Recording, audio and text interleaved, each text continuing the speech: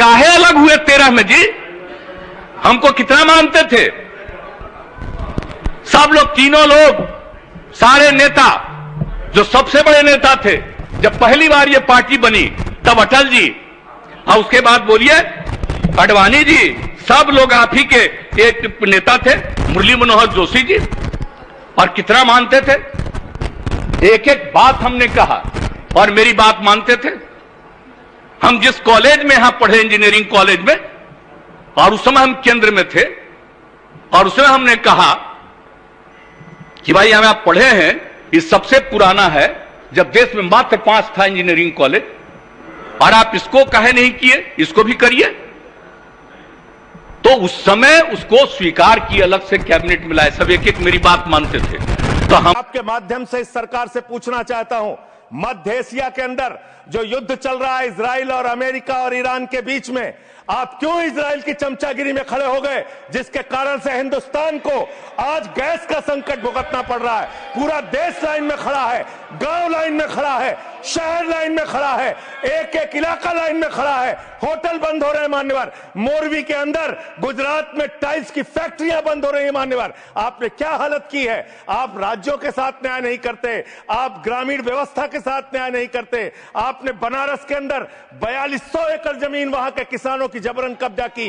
2013 का जो अधिकरण का नियम है, वो नियम आपने लागू नहीं किया। वहां लाठियों से किसानों को पीट के प्रधानमंत्री के संसदीय क्षेत्र में जमीनें कब्जा करने का काम आपने किया। जो पंजाब पूरे देश का पीडीएस सिस्टम चलाता है, 50% भागीदारी पंजाब के किसानों की होती है। आपने पंजाब के रूरल डेवलपमेंट का 8000 करोड़ रुपए मार के बैठे हुए। आप बताइए क्यों आपने पंजाब का हिस्सा नहीं दिया? क्यों आप वहां के साथ सौतेला व्यवहार कर रहे हैं? बताइए इस देश को और पंजाब के लोगों को। वहां पर बाढ़ आई, आप भी गए थे मंत्री जी वहां पे दुख जताने के लिए। आपने वहां की भयावह परिस्थितियों को देखा था। बावजूद इसके 1600 करोड़ रुपए की मदद आपने घोषित की थी। 16 पैसे आपने पंजाब को नहीं दिए। 16 पैसे। यह आपकी दुर्भावनापूर्ण नीति है जो राज्यों को भुगतनी पड़ रही है, जो देश को भुगतनी पड़ रही है। और ग्रामीण विकास के नाम पर आपने इस देश के गांव में रहने वाली जनता को लगातार धोखा देने का काम किया है,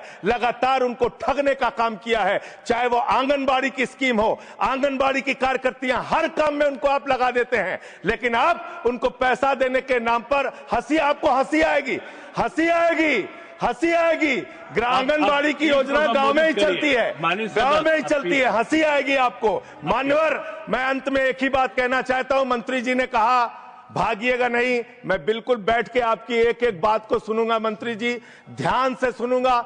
जितनी बात मैंने कही है उसका पूरा जवाब दीजिएगा, और अगर आप जवाब नहीं दे पाएंगे तो मुझे भी उस वक्त बोलने का अवसर दीजिएगा। आप ही अकेले बोलने का अधिकार रखते हैं, ऐसा नहीं होना चाहिए। और दूसरी बात मान्यवर, दूसरी बात, इस समय भगौड़ा कौन है, ट्रंप की गुलामी कौन कर रहा है, पूरा देश देख रहा है। भगौड़ा इस समय कौन है, पूरा देश जान रहा है। भगौड़ों के बारे में मत कहिए।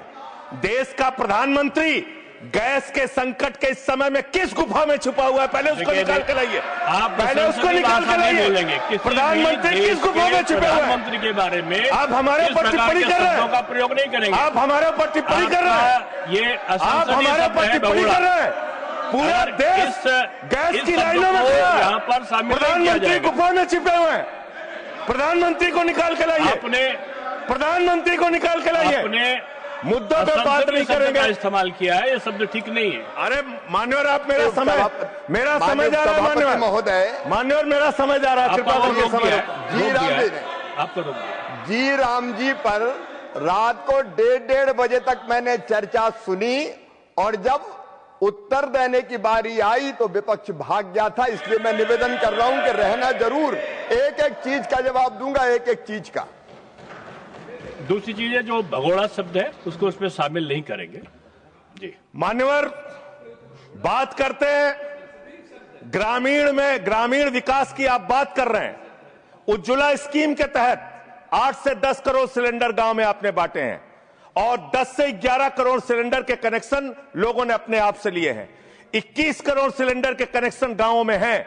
मैं कि तुम्हारी फाइलों में गांव का मौसम गुलाबी है, तुम्हारी फाइलों में गांव का मौसम गुलाबी है, मगर ये आंकड़े झूठे हैं, ये दावा किताबी है।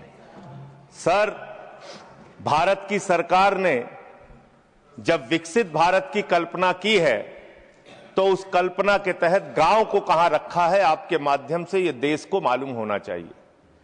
हमारे टोटल बजट का भारत सरकार ने जो पूरा बजट 2026 और 27 के लिए प्रस्तुत किया मान्यवर, उसका मात्र 3.6% बजट ग्रामीण विकास के लिए रखा है। यह स्पष्ट करता है सरकार की मंशा को, यह बताता है कि ग्रामीण विकास के लिए आपकी सोच क्या है, ग्रामीण व्यवस्था को आप कैसे संचालित करना चाहते हैं, कितना विकास वहां पर करना चाहते हैं। मान्यवर, बहुत सारी योजनाएं गांव के विकास के लिए चलाने का दावा सरकार की ओर से किया जाता है। उसमें से एक प्रमुख योजना है जिसका ढिंढोरा भारत की सरकार बार बार पीटती है, जल जीवन मिशन, जल जीवन मिशन, हर घर जल की योजना, हर घर जल की योजना। वो जल जीवन मिशन क्या है मान्यवर, जिसके ऊपर आप लाखों करोड़ रुपए अब तक खर्च कर चुके हैं। गांव गांव में पाइप से पानी पहुंचाने के नाम पे लोगों से आप पैसा लेंगे, वहां की जनता को मीटर लगा के पैसे की वसूली करेंगे, जो व्यवस्था पहले नहीं थी। उसके बाद आपने गांव गांव में सड़कों की खुदाई कर दी। जो ग्रामीण व्यवस्था के अंदर जिला पंचायत से सड़क बनी थी, ग्राम सभा से सड़क बनी थी, जो गांव के विकास के लिए पैसा लगा था, उसको जल जीवन मिशन के तहत सड़कें खोद के, गांव के रास्ते खोद के उसको बर्बाद करने का काम किया गया। तो जल जीवन मिशन जन जीवन को अस्त व्यस्त कर रहा है। एक तो ये उस मिशन की खासियत है जो सरकार को सोचना और जानना चाहिए।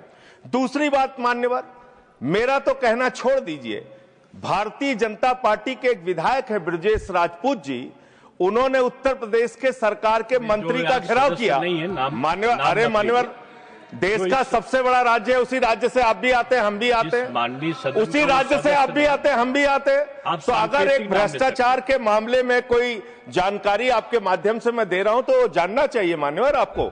मान्यवर, रूरल डेवलपमेंट के नाम पे इस जल जीवन मिशन में गांव गांव में टंकियां बनाई गई। उन पानी की टंकियों की हालत जाकर देखिए। वो पानी की टंकियां उद्घाटन से पहले उजड़ जाती हैं, उद्घाटन से पहले उखड़ जाती हैं, टूट जाती हैं, गिर जाती हैं। 5-5, 10-10 करोड़ की टंकियां, पाइपलाइन जो है वो टूट जाती है। तो मैंने तो इसका मामला अब सबसे पहले उठाया था, तब सरकार ने हमारी बात नहीं सुनी, कई मुकदमे मेरे ऊपर उल्टा करा दिया। लेकिन इनके एक विधायक ने मान्यवर अपने ही मंत्री का घेराव कर लिया, ब्रजेश राजपूत जी ने, और बीजेपी के विधायक ने कहा कि इस योजना में जबरदस्त भ्रष्टाचार है। इसलिए ये योजना भ्रष्टाचार की भेंट चढ़ चुकी है।